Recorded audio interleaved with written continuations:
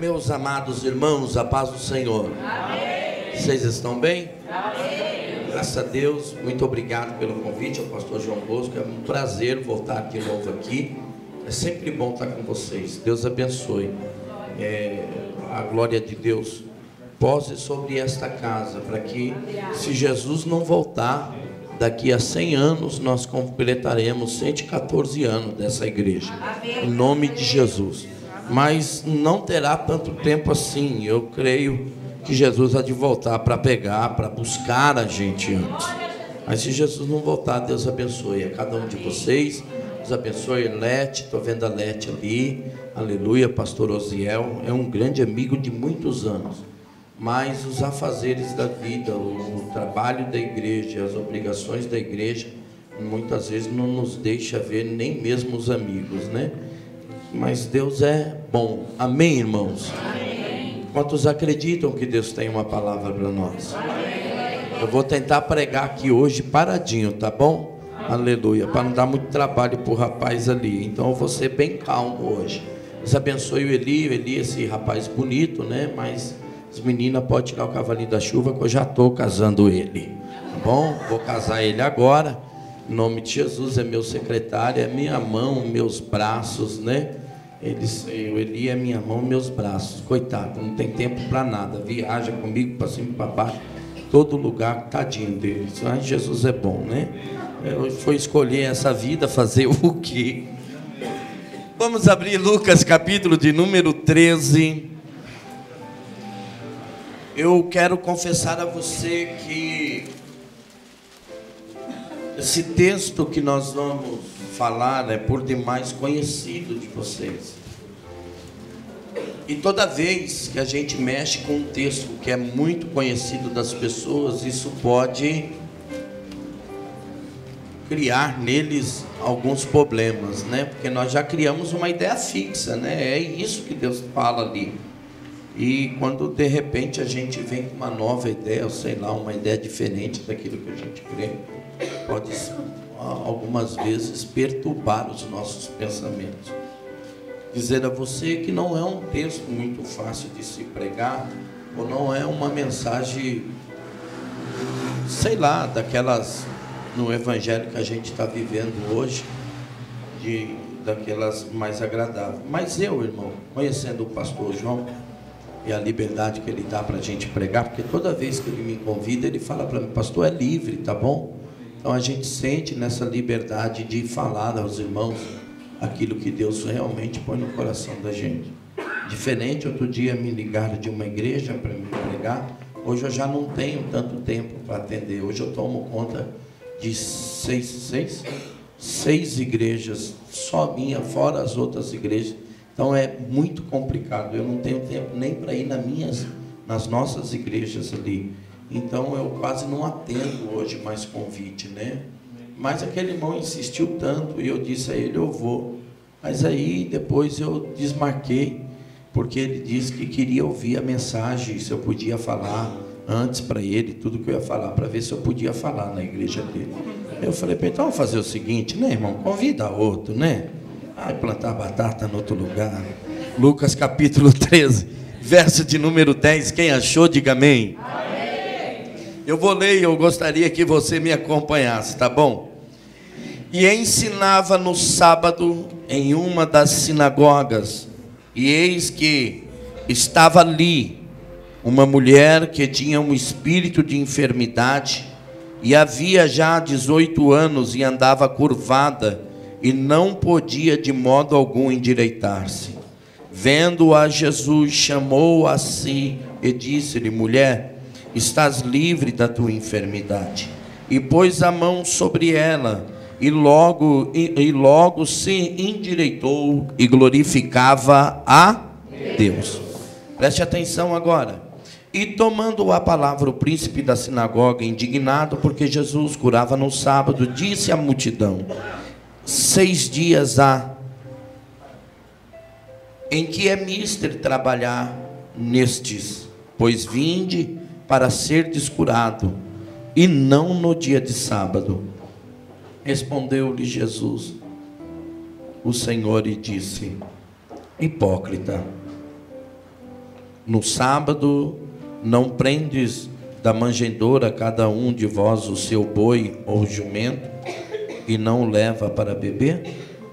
Não convinha soltar desta prisão, no dia de sábado, esta filha de Abraão, a qual, há 18 anos, Satanás tinha presa.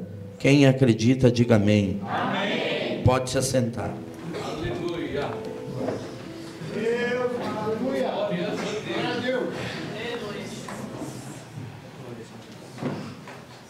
Vou dizer a você que você tem um pouquinho de paciência comigo nos primeiros 10 minutos, tá bom? Nos outros 10 minutos, aí você dá bastante glória a Deus para ver se eu termino nos outros 10, tá bom? Aleluia, em nome de Jesus. Preste atenção, talvez ao ler esse texto, e a gente pode passar por ele sem perceber algumas verdades que há nesse texto. Eu sempre digo, é uma crítica minha, nós os pentecostais, nós temos a tendência do imediatismo, é algo muito próximo de nós, os pentecostais. Nós fomos educados, ensinados, desde quando o Pentecostes chegou na América, principalmente aqui na América do Sul, há cerca de 113 anos atrás, o nosso Deus, o Deus do já, o Deus que opera na hora, o Deus que faz na hora, o Deus que tudo nós queremos para já. Maior prova para você que esse imediatismo só não tomou conta da igreja, isso é um reflexo, e eu tenho muito medo disso, irmãos. Spurgeon disse que quando Spurgeon, aquele príncipe dos pregadores do século XVIII, ele disse uma grande verdade. Ele disse que a grande preocupação dele é que quando a igreja tem pouca influência sobre o mundo, é que o mundo tem muita influência sobre a igreja. E aí eu venho preocupado porque eu começo a perceber que hoje nós, a igreja, estamos mais preocupados em sermos iguais ao mundo do que sermos diferentes dele. Quando eu digo igreja, eu estou dizendo da minha. Eu estou dizendo da minha igreja, eu sou pastor da igreja. E aí, por quê? Porque nós temos aquela ideologia hoje de que, de alguma maneira, nós temos que ter atrativo para trazer eles. Porque se de alguma forma nós não deixarmos, nós de alguma maneira nós não nos tornarmos atrativos ao mundo, nós nunca traremos eles. Só que eu vou dizer uma coisa a vocês, isso não é eu que digo, isso é a própria psicologia, os cientistas dizem isso, que na verdade o que mais se atrai não são os iguais, mas o oposto, aqueles que são diferentes é que se atraem. É o oposto que se atrai. Então eu quero concordar com Spurgeon, que dizia, quanto mais diferente a igreja for do mundo, mais o mundo vai procurar a igreja de Jesus. Porque igual por igual eles ficam onde estão. Igual por igual nós continuamos na mesma que nós éramos. Igual por igual, e é por isso que Paulo tem essa ideia quando ele escreve a carta aos Romanos, e ele começa escrevendo aos irmãos, e ele diz, meus amados irmãos, capítulo 12, e ele diz, eu rogo-vos, pois, pela compaixão que há em Cristo Jesus, de que vocês apresentem a Deus um culto racional, inteligente, porque aqui ninguém é tapado não, porque tem gente que acha que nós, os crentes, quando nós queremos ser diferente do mundo, é que nós somos uns tapados, nós somos os ignorantes, que nós não evoluímos junto com o mundo. Mas João escreveu dizendo de mim e de você, que eles acham que nós somos tapados. Ele diz assim, meus amados irmãos, ninguém precisa vos ensinar mais coisa alguma, porque vocês têm a unção do Santo e já sabeis de tudo. Então João não aceita essa ideia de que nós não somos inteligentes. E aí Paulo vem e diz assim, meus amados, ele continua o verso 2, ele diz assim, mas o meu desejo é que vocês não deixem que vocês sejam moldados pelo mundo, ou seja, que o mundo pegue o molde, ponha sobre vocês e diga do jeito que vocês têm que ser, mas ele diz, mas antes, transformai-vos pela renovação do vosso entendimento, não aceite jamais ser iguais. Essa é a ideia do apóstolo. Aleluia. E eu fico sempre pensando que parece que algumas coisas vão batendo na gente, de tal maneira que parece que a gente vai se esquecendo de algumas verdades do Evangelho.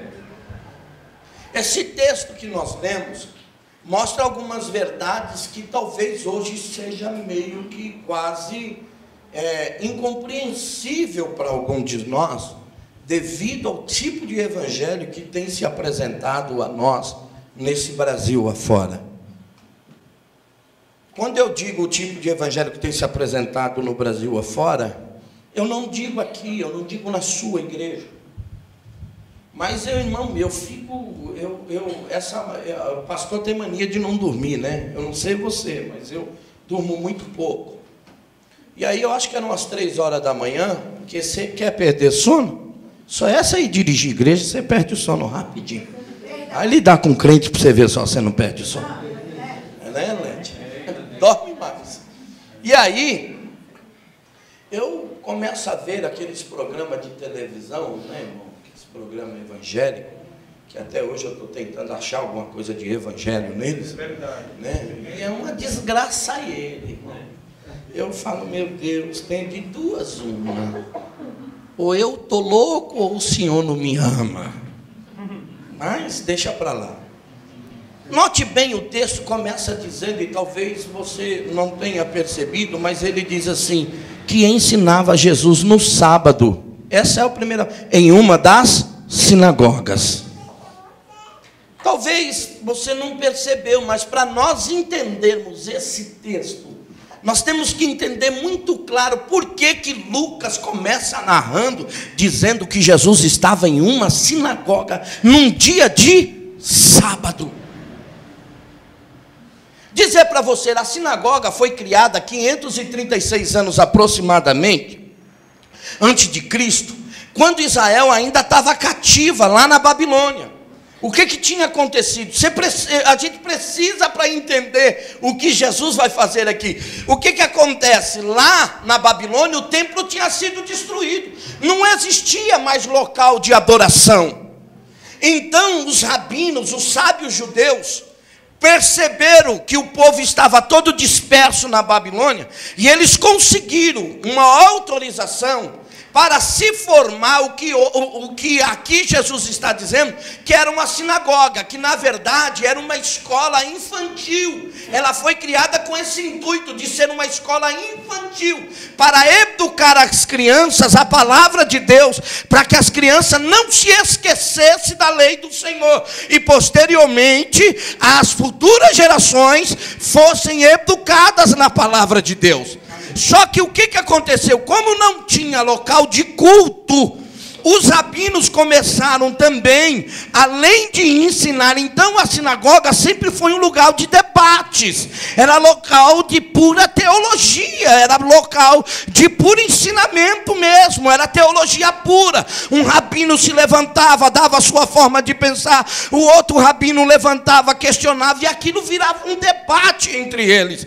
Só que o que acontece? Por falta de local de culto, que era o templo, então agora eles começaram a se reunir na sinagoga, e a sinagoga também virou um local de adoração, também virou um local aonde Deus era cultuado. Só que Deus era cultuado debaixo de muito ensinamento, era debaixo de muita compreensão, porque eram os rabinos que dirigiam o culto. E se você perceber aqui, você vai ver só que a coisa continuou até os dias de Jesus. Em pleno sábado, olhe bem o que o texto diz. O texto diz que Jesus entrou na sinagoga deles, não foi para cultuar, Jesus entrou lá para ensinar. E quando Jesus entra para ensinar, E aí está o foco do negócio. O que era ensinado dependia muito do pastor da sinagoga. Vou dizer assim, porque existia o que ele chamava, como nós lemos aqui no verso 14, o príncipe da sinagoga. Era alguém que presidia sobre ela. Era alguém que o seu pensamento se aflorava sobre os demais. Era alguém que o pensamento dele era o que prevalecia. A ideologia daquele mestre era o que era ensinado. Ele era o doutor da sinagoga, ele era o pastor da sinagoga, ele era o grande mestre. Lá só se podia ensinar o que ele queria, ou aquilo que ele acreditava, ou aquilo que era da sua ideologia, da sua linha teológica. A linha teológica desse homem, desse príncipe da sinagoga, ela é radical demais. Ela é bem judia. Ele é um judeu nato. Ele não é daqueles judeus, como nós falamos, os helenistas, que são os judeus já educados pela cultura grega e que tem uma mente mais aberta. Não. Ele é um judeu nato. Provavelmente isso aqui, ele é um fariseu. E não é fariseu no sentido de pejorativo, não, mas um fariseu daquele que é guardador das leis, daquele que é radical naquilo que acredita. Aí os membros já sabem a ideologia. Então quem aqui conhece o bispo? Levanta a mão. Quem já sabe o que o bispo acredita? Faz assim com a mão. Você já sabe. Por quê? A igreja é a cara do seu pastor. Eu dizia para o Eli, meu secretário, eu dizia para ele: Eli, observe essa igreja. Está vendo como é tudo num lugarzinho? Eu falei para ele: pode procurar, eu duvido se achar uma casquinha, qualquer casquinha no chão dessa igreja. Aí eu falei para ele: agora olhe para o pastor. O quê? É o retrato, a igreja é o retrato do pastor. É ou não é? Glória a Deus. Não é verdade? Aleluia, Deus. E aí, esta igreja, a ideologia dela, calma que eu vou chegar lá, irmão. Tem um pouco que eu falei para você ter paciência. Sabe qual que é a ideologia? Sabe qual que é a teologia desse homem? A teologia dele é mais ou menos um foco da teologia de alguns hoje, que eles marcam um dia certo que Deus tem que operar nesse dia. Deus é obrigado a seguir uma cartilha determinada por nós. Deus é determinado a fazer o dia que eu quero que Ele faça. Deus é determinado a operar da forma que eu acho que Ele tem que operar. Aí mais ou menos aquele eco de Jó sumiu. Aquele eco de Jó não tinha lugar nessa igreja. Qual era o eco? Sabe, pois tu, como Deus opera? Não, lá nós sabemos. Aqui eu sei. E ele mesmo disse no verso 14. E aí está exposta aqui a ideia desse homem. Preste atenção. A sua ideia é o seguinte: vocês têm segunda, vocês têm terça, vocês têm quarta, vocês têm quinta e vocês têm sexta-feira para buscar qualquer necessidade em respeito à cura de Deus para vocês. Dia de sábado aqui, Deus não cura. Vocês têm 6 dias. O 7º é só para glorificar Deus. E aqui, dia de sábado, Deus não pode curar. Quer que eu diga para você como é que era essa igreja? Poderia chegar alguém morrendo. Poderia chegar alguém caindo pelos corredores dela. E alguém diria: pastor, a irmã fulana está passando mal. Ele falou: deixa ela morrer, hoje é sábado, meu filho. Está aqui. Não, mas pastor, ela está com a corda no pescoço. Deixa ela se enforcar, meu filho, hoje é sábado. Eu oro só de segunda a sexta para isso. Hoje não é dia. Que coisa, não? Olha para o seu irmão e diz: essa era a ideia do pastor dessa igreja. E Jesus entrou lá. Que coisa, não, irmão? Parece que de vez em quando Deus manda alguém diferente para quebrar as ideias fixas que a gente tem na nossa mente. Aí chega Jesus lá. Eu vim cultuar com os irmãos hoje. E quando ele veio cultuar, ele diz o seguinte: eu vim cultuar e tem o seguinte, irmão, eu vim aqui hoje para pregar.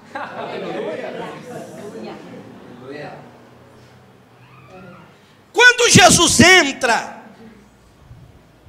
olha o que o texto diz. E é aqui. O texto diz assim, presta atenção. E eis que estava ali. Olha para o seu irmão e diga para ele: estava ali. Estava ali. Deixa eu te falar, quem é que estava ali? Era uma mulher.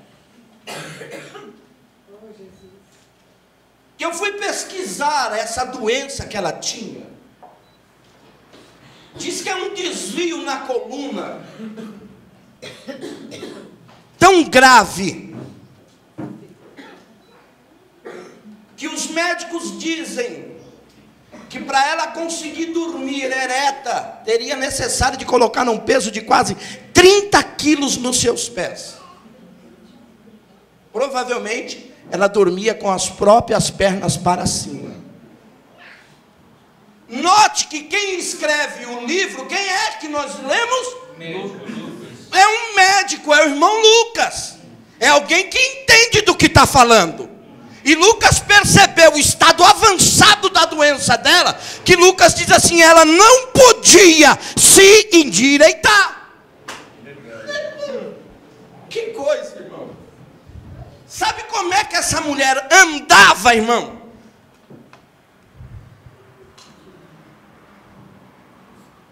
É sério. Se diz que a coluna dela fazia quase que um L por completo. Ela andava assim. No culto,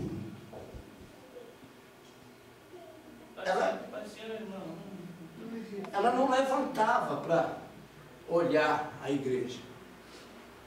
A maioria das vezes ela estava prostrada de cabeça baixa. Provavelmente, e vocês sabem que as mulheres na sinagoga não tinham direito de fala, e elas ficavam encostadas em um canto. Só que quando Jesus entra, Jesus vê ela. Aleluia! Agora, pera, deixa eu te falar. O texto diz que ela estava ali. Eu não sei, irmão, se Jesus... A ideia que Lucas dá é que Jesus tinha ido muitas outras vezes naquela sinagoga. Eu não sei quantos anos Jesus frequentou aquela sinagoga. Eu não sei se Lucas depois, porque eu acho que isso é o mais lógico, porque ele diz, quando ele começa a escrever o seu livro, ele escreve o livro e ele escreve a Teófilo, e ele diz: ó amado Teófilo, eu fui por minúcia pesquisar para saber se tudo que eu vou te falar era verdade e como as coisas aconteceu. Então parece que Lucas faz uma pesquisa da vida dessa mulher. E Lucas descobre que ela vem sendo, que ela está enferma há 18 anos.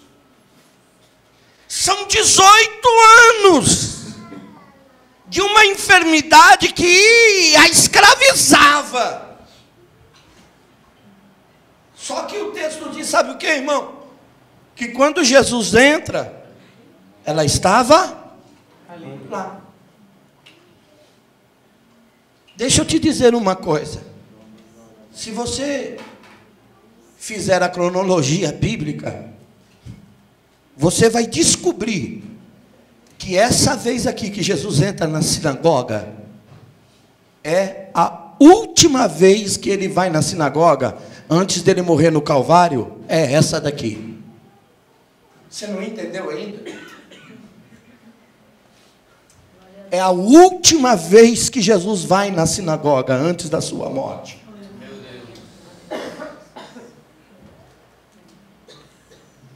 Só que essa irmã congregava numa igreja aonde o pastor, o príncipe dela, dizia: no sábado nós não oramos para ninguém ser curado. E que dia que era aqui, irmão? Que dia que era, irmão? Que dia que era? Aonde ela estava? Ela é enferma há 18 anos. E aí parece que eu estou vendo ela sair de casa com aquela enfermidade que ela não podia se endireitar. Parece que eu estou vendo alguém perguntar para ela se é que ela tinha filho. Algum filho deve perguntar: mãe, onde você vai? Eu vou para a sinagoga, meu filho. Mãe, mas hoje é sábado. Então, meu filho, eu vou para a sinagoga. Mãe, mas o que você vai fazer lá, mãe? Será que você não sabe, mãe, que o pastor de lá nem ora para Deus curar ninguém dia de hoje, mãe? Será que você não está vendo que hoje a sua oração não vai ser respondida, mãe? Será que você não está vendo que hoje, se você for lá, você vai voltar para casa do mesmo jeito? Parece que essa mulher está tentando ensinar para nós uma grande lição. Dizendo: meu filho, eu não vou lá atrás de cura, eu vou lá para adorar a Deus. Porque senão ela não estaria lá no sábado, porque o líder dela já tinha declarado: aqui eu não oro para Jesus curar dia de sábado. Só que o seu coração compungia ela. E ela disse: mesmo que ele não ore, eu vou lá, Senhor, eu vou lá para te adorar. Talvez a doença dessa mulher queira mostrar para nós alguma coisa. Que quem vem adorar a Deus, irmão, não tem tempo para ficar olhando para os lados. Não tem tempo para ficar olhando se alguém vai fazer ou vai deixar de fazer. Ela não podia nem olhar para o rosto de ninguém. Isso demonstra que ela não está se importando com quem está da direita ou com quem está da esquerda. Ela veio para adorar a Deus e ela vai adorar a Deus. Pergunta para o seu irmão do lado: ajuda eu a pregar. Fala agora, mais uns 10 minutos. Fala para ele: pelo amor de Deus, ajuda o pastor a pregar. Pergunta para ele: se você soubesse que hoje Deus não responderia a sua oração, que hoje Jesus não curaria as suas enfermidades, que hoje Ele não atenderia os anseios do seu coração, você ainda estaria aqui? Ou quem de vocês estaria em casa vendo uma novela, um filme legal? Mas quem vem adorar a Deus não se importa se Ele faz ou se Ele deixa de fazer. Nós viemos para adorar a Deus na beleza da sua santidade. Aleluia, aleluia.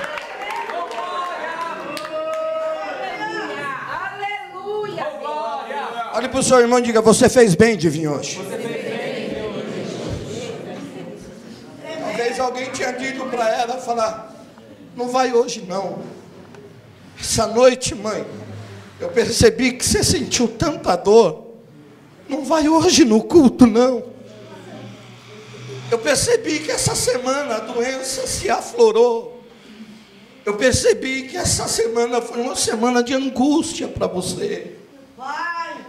Que isso, pastor? O senhor está afloreando? Não, irmão. O texto diz: Jesus disse que ela era uma prisioneira.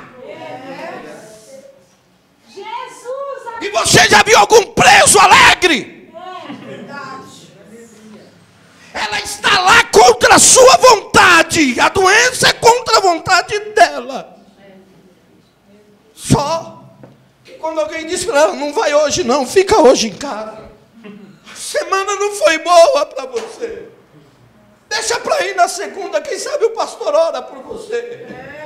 Ela disse: não, eu vou hoje. Eu vou hoje.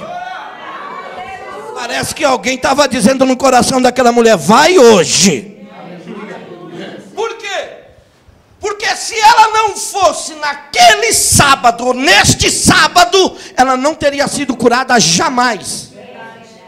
Porque foi a última vez que Jesus entrou na sinagoga.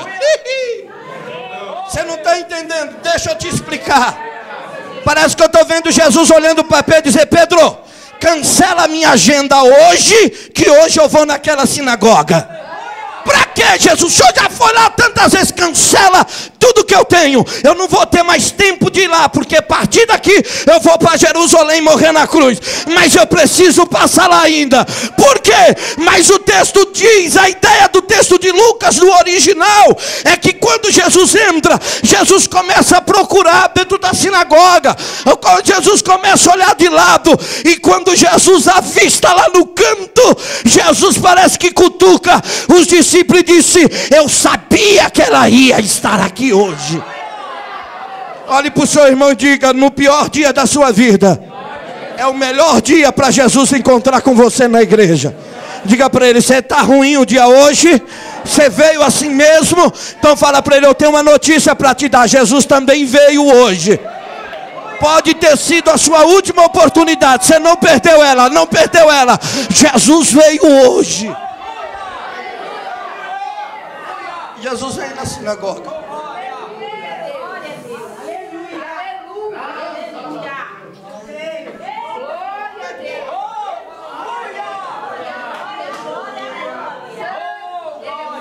O que eu gosto de Jesus, irmão, é que Jesus não está nem aí para o que nego acredita ou deixa de acreditar. Pouco interessa para Jesus a teologia mascateada que os homens querem. Jesus resolveu e ele veio. E eu quero ver quem é que vai impedir Jesus de ensinar. Eu quero ver quem é que vai impedir Jesus de falar. Jesus é por educação.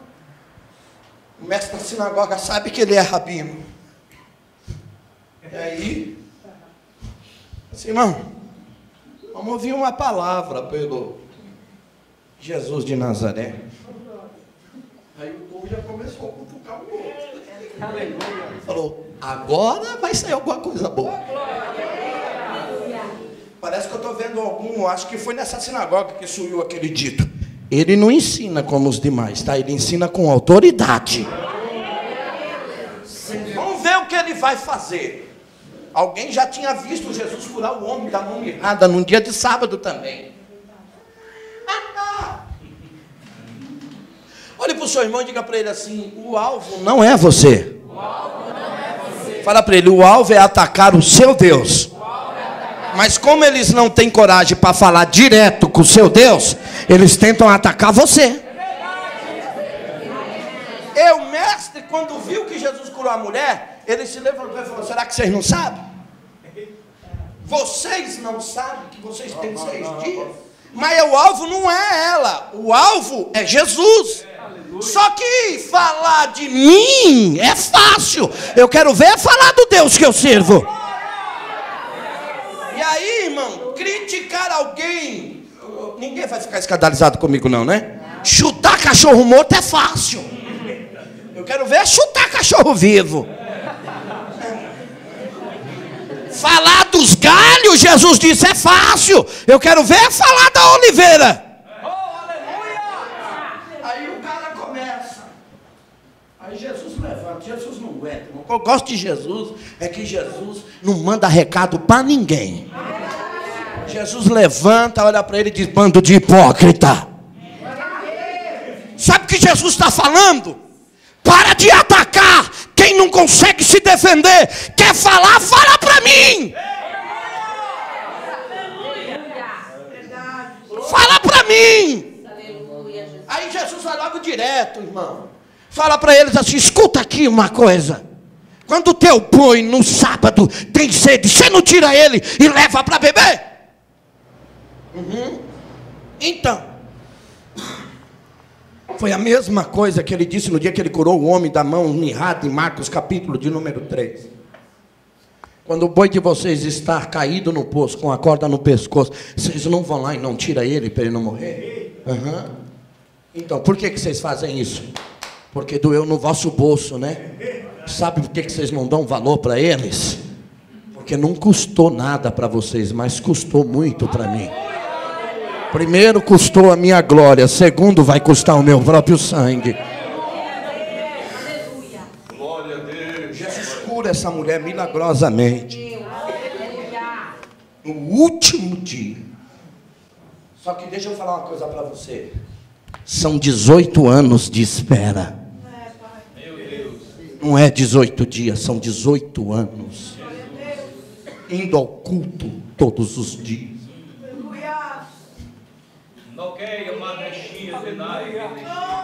Esse imediatismo doente nosso.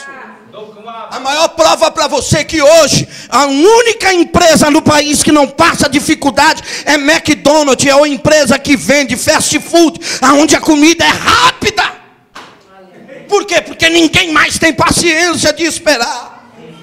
Basta dizer para você que a casa, por mais pobre que seja, tem a desgraça daquele bicho que eu odeio, chamado micro-ondas. Porque depois que inventaram aquela desgraça, a mulherada não quer mais cozinhar. Passa na desgraça do mercado, pega tudo pronto, põe naquela miséria, liga 3 minutos, traz para a mesa e está tudo pronto. Eu não, eu vou na casa da pastora Arlete, cansei de chegar lá, 2 horas da manhã, ela vai para a beira do fogão fazer um arroz para mim, um ovinho na hora, e não tem coisa mais gostosa. Sabe por quê, irmão? Você está acostumado com fast food. Jesus não é fast food, onde você para no drive e diz: agora eu quero desse jeito. Ele ainda é Senhor, e Ele diz: eu faço, mas a hora que eu quiser. Aleluia!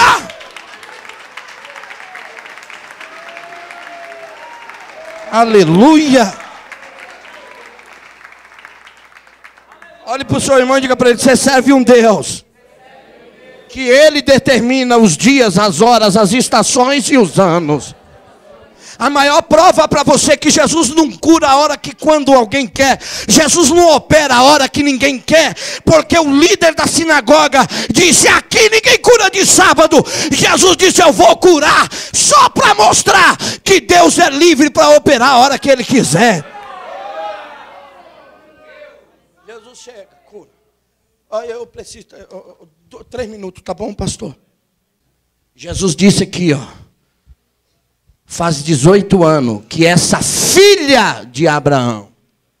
Primeiro Jesus reconhece a filiação dela com Deus. Filha de Abraão, porque os fariseus, lá um dia interrogando, dizem assim: nós também somos filhos de Abraão. Jesus falou: é nada. Por que não é? Porque se vocês fossem filhos de Abraão, vocês me ouviam. Porque Abraão viu o meu dia e se alegrou. Mas esta mulher, e isso, olha para o seu irmão e diz assim: o meu estado não prova nada de quem eu sou. Porque essa desgraça desse evangelho hoje está dizendo que crente não pode sofrer, está dizendo que crente não pode mais passar provação. Se você é filho de Deus, você tem o melhor da terra. É nada. Ela era filha de Abraão e estava escravizada há 18 anos. Escravizada, sabe por quê, irmão? Está no texto aí, eu vou deixar você ler para você não falar que eu estou inventando. Quem é que escravizava ela? O próprio diabo. Que isso, pastor? Pelo amor de Deus, que é isso, pastor? Ele está aqui debaixo do meu pé. Vai nessa. Judas escreveu e diz assim: eles zombam daquilo que não sabem, zombam daquilo que não falam. Será que vocês não sabem que quando o anjo de Deus foi dividir, ou foi defender o corpo de Moisés, não ousou falar qualquer palavra de acusação contra Satanás, mas ele mesmo diz: o Senhor te repreenda, Satanás. Loucura de uns crentes loucos que acham que tem mais poder. Vou dizendo a você que o próprio escritor aos Hebreus diz: Deus criou o homem menor do que os anjos. E se você não sabe, o diabo é um anjo, ele está muito acima de você. Pastor, o que o senhor está dizendo? Calma que eu vou te falar. Nenhum de nós estamos imunes a um laço e uma seta diabólica. Agora olha para o seu irmão e diz assim: o diabo pode até tocar no crente. Fala para ele: o diabo pode. Mas fala para ele: só que antes ele tem que fazer uma reuniãozinha com Deus. Vocês se lembram? A Bíblia diz que vindo, pois, os filhos de Deus se apresentaram diante de Deus, e Deus disse: viste o meu servo Jó?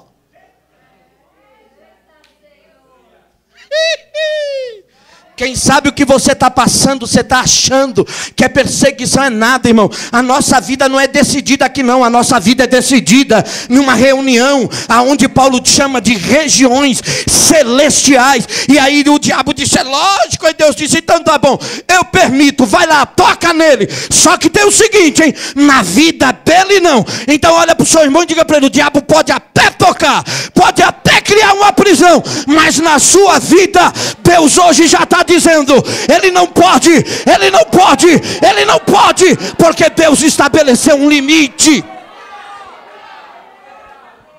Mas o diabo tinha aprisionado aquela irmã.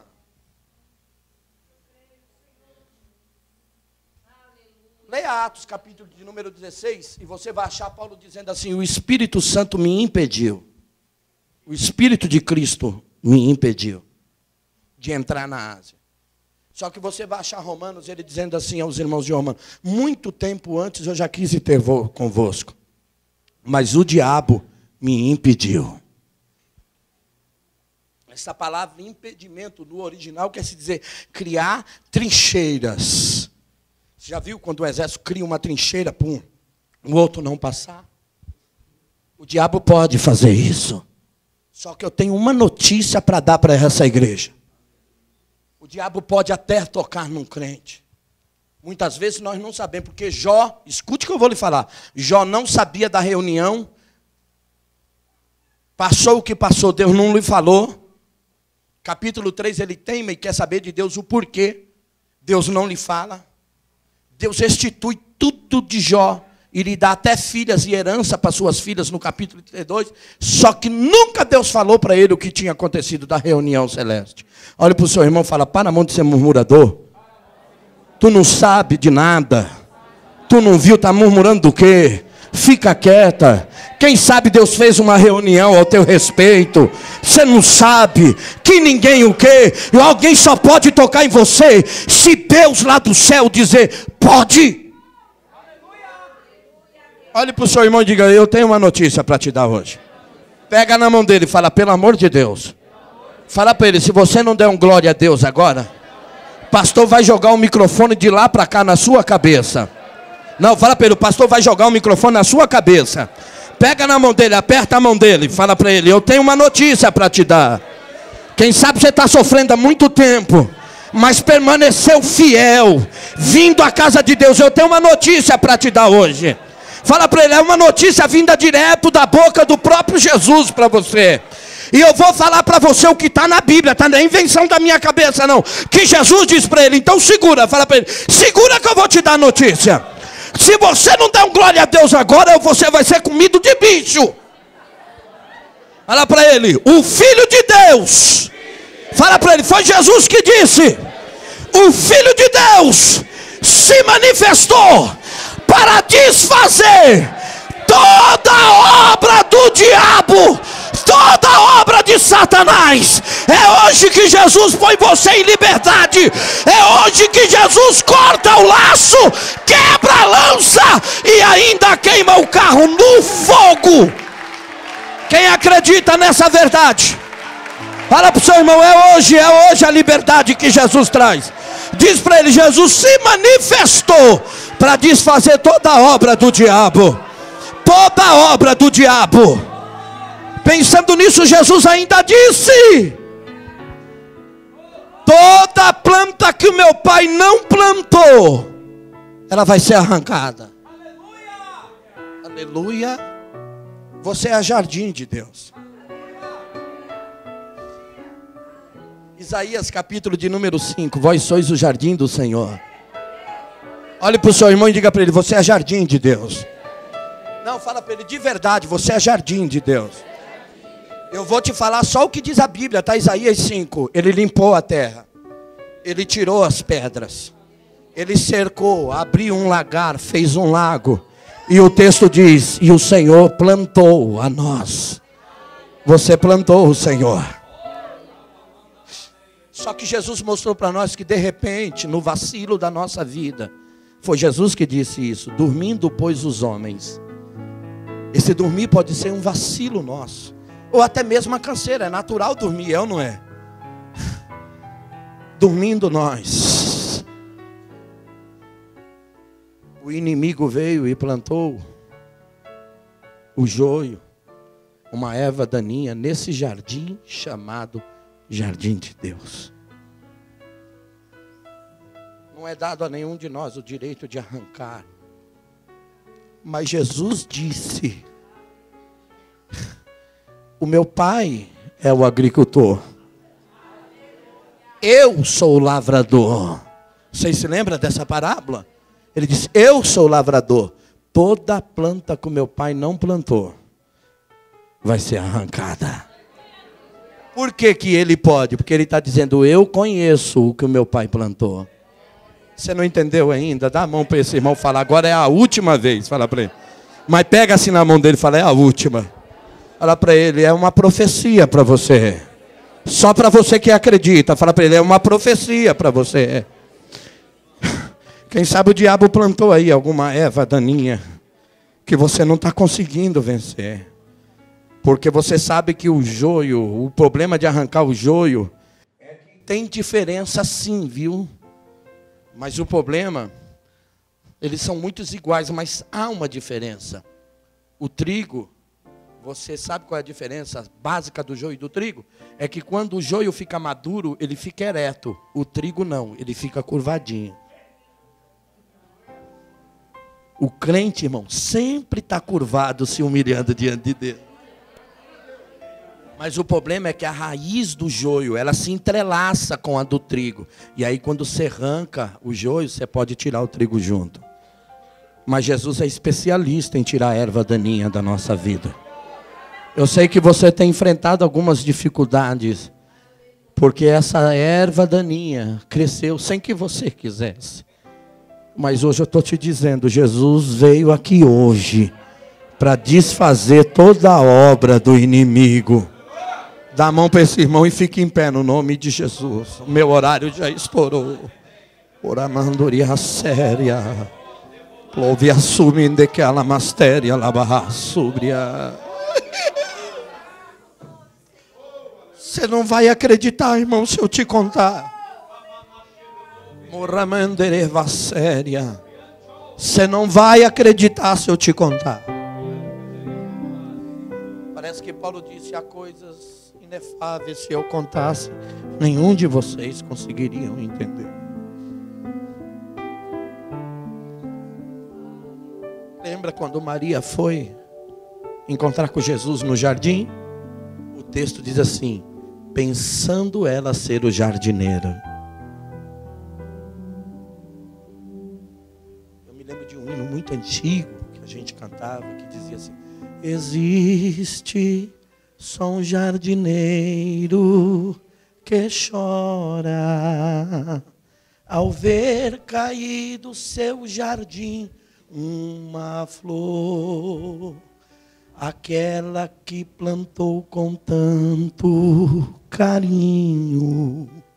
Agora lágrimas de dor.